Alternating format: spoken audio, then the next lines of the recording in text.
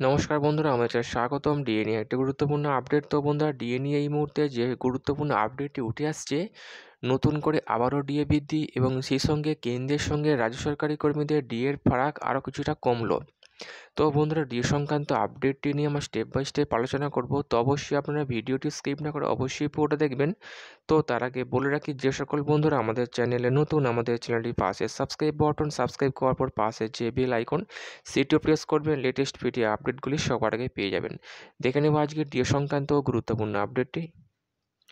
তো বন্ধুরা, আমরা সকলে জানি পশ্চিমবঙ্গ সরকারি কর্মীরা কেন্দ্রীয় হারে ডিএর দাবিতে শহীদ মিনার চত্বরে 1 বছরের সময় ধরে আন্দোলন চালিয়ে যাচ্ছেন এবং যেখানে আমরা দেখেছিলাম কলকাতা হাইকোর্টের তরফ থেকে রাজ্য সরকারি কর্মীদের জয় এসেছিল এবং সেখানে বলা হয়েছিল রাজ্য সরকারকে 3 মাসের মধ্যে সমস্ত সরকারি কর্মীদের বকেয়া ডিএ মিটিয়ে দিতে হবে। কিন্তু সেই রায়কে অমান্য করে সুপ্রিম কোর্টে ডিএ মামলা দাখিল করে এবং সুপ্রিম কোর্টে যে যুক্তি রাজ্য সরকার খাড়া করেছে সেখানে বলা হয়েছে এই বিশাল অঙ্কের ডিএ দিতে গেলে রাজ্যের কোষাগার শূন্য হয়ে পড়বে এবং রাজ্যের আর্থিক অবস্থা খারাপ হয়ে যাবে। এই সমস্ত কারণ দেখিয়ে ডিএ থেকে বিরত থাকলো রাজ্য সরকার এবং যেখানে ডিএ মামলা দাখিল করলো এবং যে ডিএ মামলা দিনের পর দিন পিছিয়ে যাচ্ছে, কোনো শুনানির নামগন্ধ নেই এবং একদিকে রাজ্য সরকারি কর্মীরা হতাশ হচ্ছেন এবং আরেকদিকে সংগ্রামী যৌথ মঞ্চের মাধ্যমে রাজ্য সরকারি কর্মীরা নতুন করে আলোর দিশা দেখতে পাচ্ছেন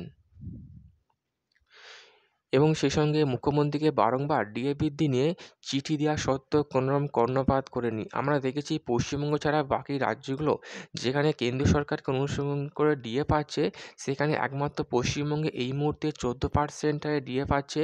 এর প্রত্যুত্তরে মুখ্যমন্ত্রী একটাই কথা বলেছেন যে রাজ্য সরকারের ক্ষেত্রে ডিএটা ঐচ্ছিক বিষয়, রাজ্য ডিএ দিতেও পারে নাও পারে, কিন্তু এই সমস্ত কারণ মানতে নারাজ পশ্চিমবঙ্গের সরকারি কর্মীরা। তাদের একটাই দাবি, যেন প্রকারে কেন্দ্রীয় হারে ডিএ বৃদ্ধি। তবে এই মুহূর্তে নবান্ন সূত্র মারফত, নিউজ পত্রিকা সূত্র মারফত যে আপডেটটি উঠে আসছে, সরকারি কর্মীদের ক্ষোভকে দমানোর জন্য, সরকারি কর্মীদের মন পাওয়ার জন্য নতুন করে আবারও ডিএ বৃদ্ধি হবে। যে এই মুহূর্তে মুখ্যমন্ত্রী, অর্থমন্ত্রী অলরেডি নবান্নে বৈঠক সেরেছেন এবং বৈঠক সারার পরই নতুন করে আবারও ডিএ বৃদ্ধি নিয়ে জল্পনা উঠে আসছে এবং যেটা আপডেটে উঠে আসছে গোপন সূত্র মারফত, নিউজ পত্রিকা সূত্র মারফত, 14-র পরে আবারও নতুন করে 5% ডিএ বৃদ্ধি হবে। তো বন্ধুরা, এই ডিএ বৃদ্ধি কবে থেকে কার্যকর হবে সে নিয়ে এখনও পর্যন্ত কোনো ঘোষণা করা হয়নি। তো বন্ধুরা, এই ছিল ডিএ সংক্রান্ত গুরুত্বপূর্ণ আপডেট। কেমন লাগলো কমেন্ট করে লাইক করতে ভুলবেন না। ডিএ সংক্রান্ত পরবর্তী আপডেট পাওয়ার জন্য আমাদের চ্যানেলটিকে সাবস্ক্রাইব করে রাখবেন। থ্যাংক ইউ বন্ধুরা ভিডিওটি দেখার জন্য।